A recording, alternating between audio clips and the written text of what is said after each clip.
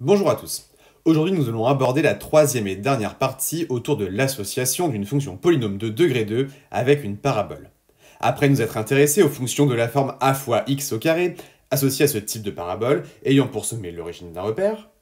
Après nous être également intéressés aux fonctions de la forme a fois x au carré plus b, associées à ce type de parabole, nous allons nous intéresser aux fonctions polynômes de degré 2 de la forme a facteur de x moins x1 facteur de x moins x2 et les associer à des paraboles. Les fonctions polynômes de degré 2 de la forme a facteur de x moins x1 facteur de x moins x2 ont des paraboles de cette forme-ci quand a est positif et de cette forme-ci quand a est négatif.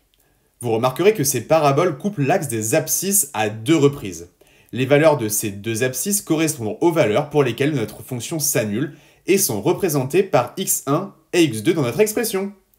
Il est donc souvent aisé de trouver leurs valeurs. D'ailleurs, on donne le nom de racine à ces deux valeurs. Tout l'enjeu va être ici de déterminer, à partir de leur parabole, les valeurs des deux racines x1 et x2, mais aussi la valeur de a. Pour cela, je vais, comme vous en avez maintenant l'habitude, vous donner une méthode générale en 2 points et résoudre l'exemple page 10 de votre polycopier de cours. Allez, c'est parti. Déterminons ensemble l'expression de la fonction représentée ci-contre. Première étape, déterminer les valeurs de x1 et x2. La parabole coupe bien l'axe des abscisses à 2 reprises. Elle peut donc s'écrire de la forme f de x égale a facteur de x moins x1 facteur de x moins x2. De plus, on observe qu'elle coupe l'axe des abscisses en moins 1 et 3. Donc x1 est égal à moins 1 et x2 est égal à 3. On peut remplacer directement ces valeurs dans l'expression de f, ce qui nous donne f de x égale à a facteur de x moins 1 facteur de x moins 3, que l'on peut encore simplifier en écrivant a facteur de x plus 1 facteur de x moins 3. Passons maintenant à la deuxième étape, qui consiste à déterminer la valeur de a. Pour cela, nous devons choisir un point de la parabole dont l'abscisse est différent des deux racines x1 et x2. Ici, on peut par exemple prendre le point a de coordonnées 0, 3, par lequel passe bien la parabole. Ainsi, f de 0 est égal à 3.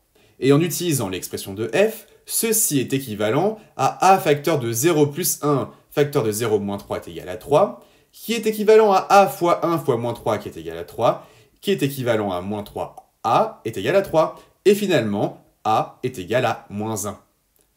Nous obtenons alors l'expression de f qui est f de x est égal à moins 1 facteur de x plus 1 facteur de x moins 3. Voilà, nous avons maintenant fait le tour des fonctions polynômes de degré 2 que nous pouvons associer à des paraboles. Vous êtes tous aptes à réaliser les exercices lors de notre prochain cours. D'ailleurs, je vous encourage vivement à re-regarder ces 3 dernières vidéos afin de bien dissocier les différentes expressions que l'on peut obtenir en fonction des paraboles. De plus, n'oubliez pas de vous abonner à la chaîne pour ne pas louper la mise en ligne des nouvelles vidéos et à consulter régulièrement le site CTMath dont le lien est dans la description pour aller vous entraîner sur de nouveaux exercices et récupérer les corrections.